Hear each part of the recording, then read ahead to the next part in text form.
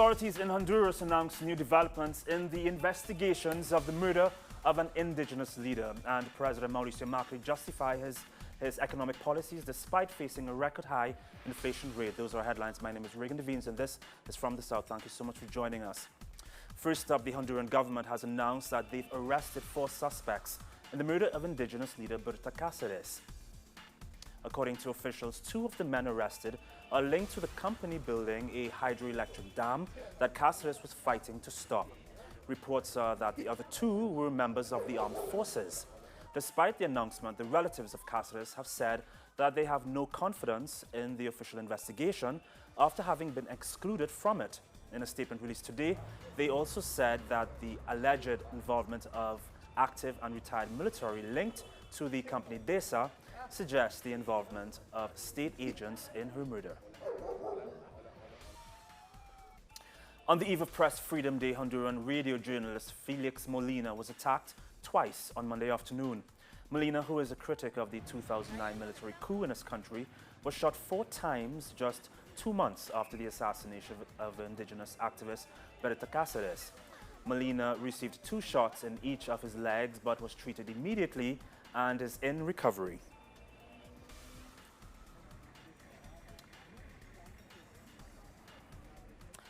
And May 3rd is Press Freedom Day. To talk a bit more about press freedom in the Americas, we have 2 journalists with us. First, we have from Honduras, Geraldo Torres, and also from Caracas, we have Mr. Ian Bruce. Thank you, gentlemen, for being here with us.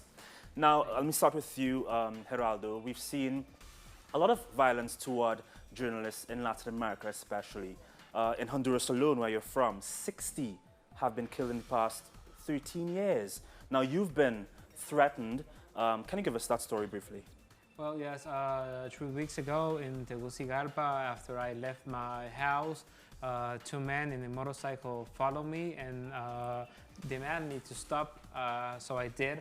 They weren't police officers. They asked me for my personal documents. I refused. They took me out of the car, and it was a violent situation in that moment. It didn't happen more because I stopped in a gas station where the workers there came around and asked if they were trying to rob me. I told them that I didn't know what they were trying to do. When they saw that they were discovered and there were cameras, they just left me there and went away. But this is something that happens commonly with other journalists that work in a critical way of what the government's doing, and there are threats and there are persecutions.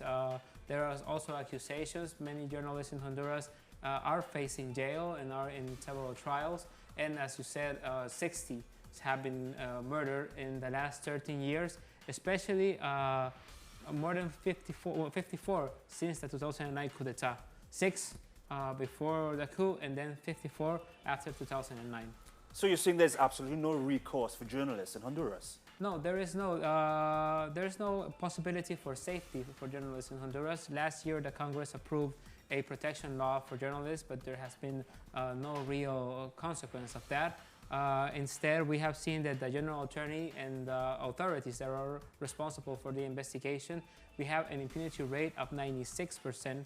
That means that from all these journalists, only 5 have been investigated and only 4 people are in jail at this moment, and none of them are of the masterminds behind those crimes. They have captured and are in jail the people that killed the journalists, but there is no investigation on who sent them to kill or what were the causes that motivated the assassination of so many journalists in Honduras. What kind of response do you get from private media outlets that support the government in Honduras? Do they at all condemn the government?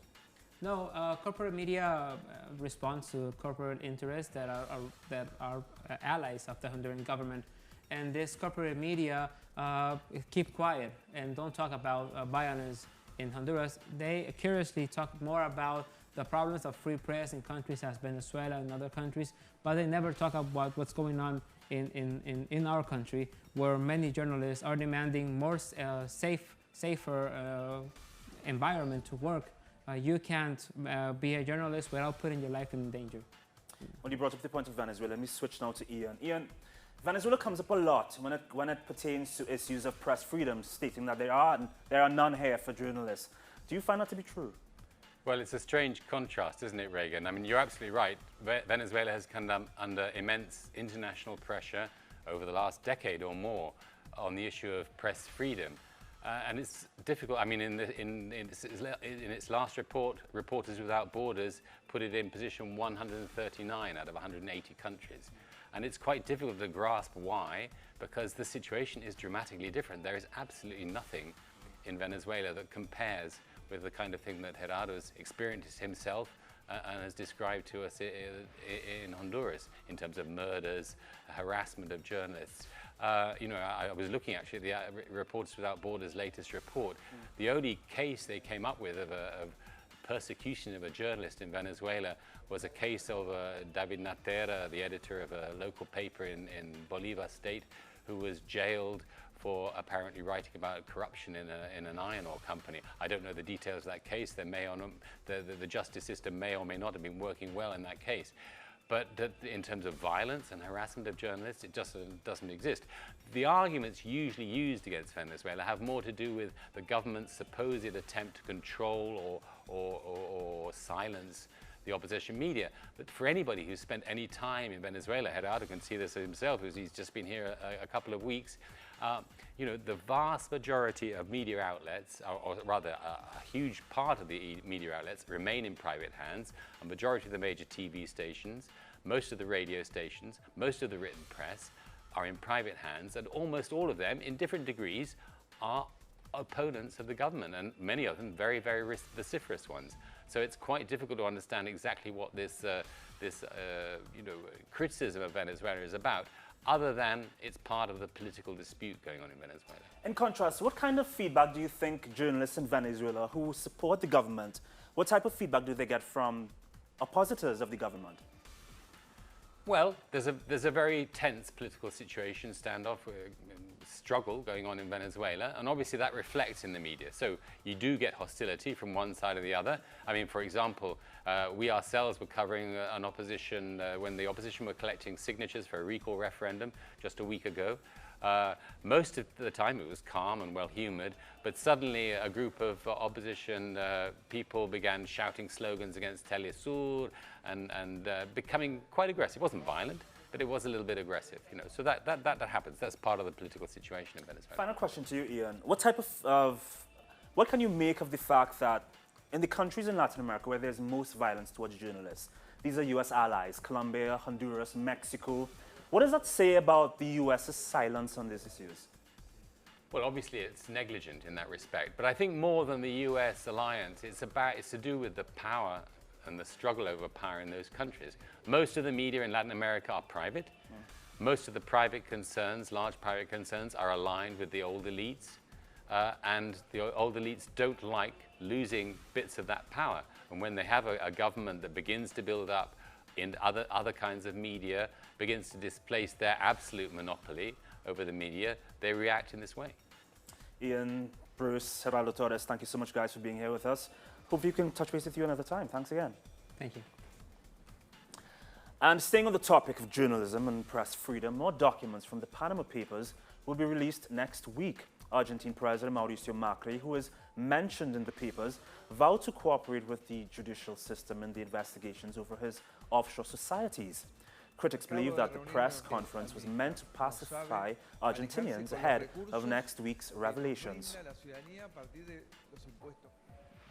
And since Macri took office, he has applied a series of measures which have caused tens of thousands of layoffs, price hikes, and increased the number of poor families by over 1 million. But today, the inflation was marked as the highest over the past 14 years. However, Macri still justified his economic plan. I feel and understand the pain, the anger. When people see the prices going up, I would be happy not having to make any increases. But the reality is that we all know that we have inherited an economy on the brink of collapse. The leader of the right-wing Social Democratic Party, Aécio Neves, is now the target of the Brazilian justice. The former presidential candidate, who lost against President Rousseff in 2014, would have benefited through a corruption scheme in the National Electricity Company. The Attorney General decided to launch an investigation after obtaining information that Neves held offshore accounts in Switzerland and Liechtenstein. To Guatemala, where authorities have captured 64 members of the largest gang, the Barrio 18. The gang specializes in extortion against public transport workers and has established routes between the capital and the coast. Authorities carried out more than 100 raids throughout the country in which they also recovered weapons and ammunition, grenades and other explosives. Fishermen blocked several port entries to the Chilean capital of Chiloé. The demonstrators were demanding more help from the government, which they say has responded poorly to the toxic red tide affecting the area.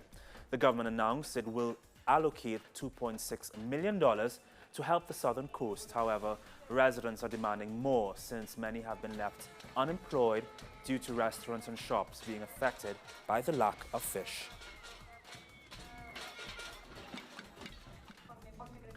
Peru's Constitutional Court has decided not to annul the 25-year sentence against former President Alberto Fujimori. Fujimori was sentenced back in 2009 on charges of crimes against humanity and corruption. Today's rule got a majority of 6 votes with 1 against. Critics fear his daughter, Keiko Fujimori, could pardon him if she wins the presidency in June. 40% of the cars in Mexico City were banned from driving today as a response from authorities to a new air pollution alert. Authorities will also require industries to cut emissions.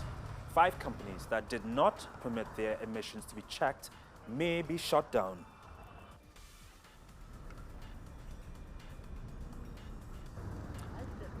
Outside the region, at least 3 people have been killed in a rocket attack on a hospital in the northern Syrian city of Aleppo by US-backed fighters.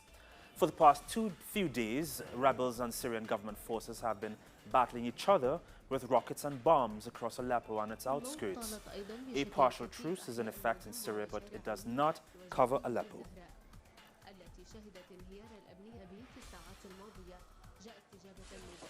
The United Nations envoy for Syria, Staffan de Mistura, says peace talks on the conflict could be resumed if a faltering truce was extended to the city of Aleppo. Diplomats are facing mounting challenges due to the fighting there. Russian Foreign Minister Sergei Lavrov has reiterated his country's call to shut down Syria's border with Turkey. And Christians in Syria celebrated Orthodox Easter last Sunday. This group makes up roughly 10% of the Syrian population, and like everyone, they too have been affected by the Syrian civil war. Extremism and Islamic State group violence has destroyed historic monasteries and contributed to the displacement of hundreds of thousands of Christian families. On World Press Freedom Day, dozens of journalists protest in Gaza in solidarity with detained Palestinian journalists. Dozens of journalists gathered in front of the headquarters of the United Nations in Western Gaza City Tuesday morning on the occasion of the World Press Freedom Day on May the 3rd. The journalists expressed solidarity with their detained Palestinian journalists in the Israeli jails and rejected Israel's ongoing arbitrary treatment against them.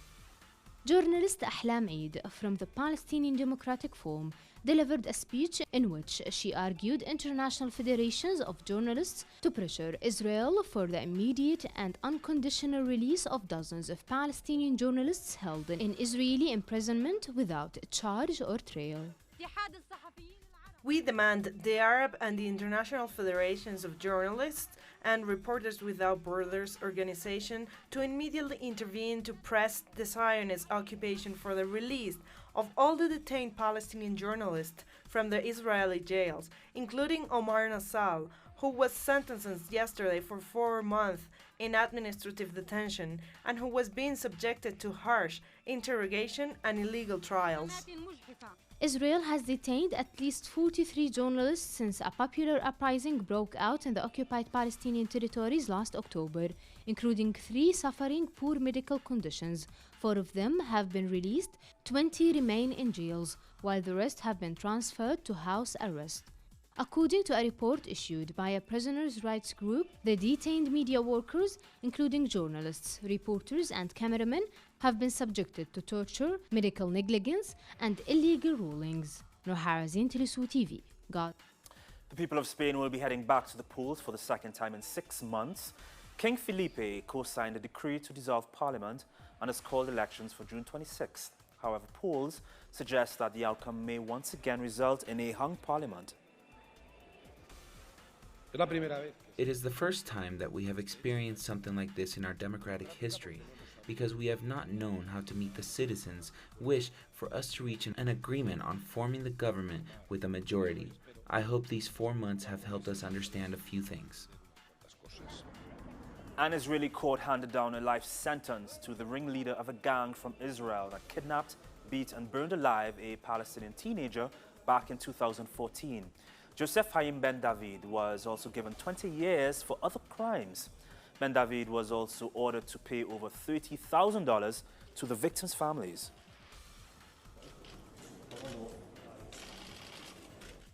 The Olympic flame has arrived in Brazil for the start of a torch relay that will culminate with the opening of the Olympic Games in Rio this coming August. It was flown inside a small lantern on a special flight from the Swiss city of Geneva to Brasilia. President Dilma Rousseff lit the Olympic torch, which will be carried around Brazil by 12,000 runners. The torch will pass through over 300 towns and cities on its way to the Maracanã Stadium.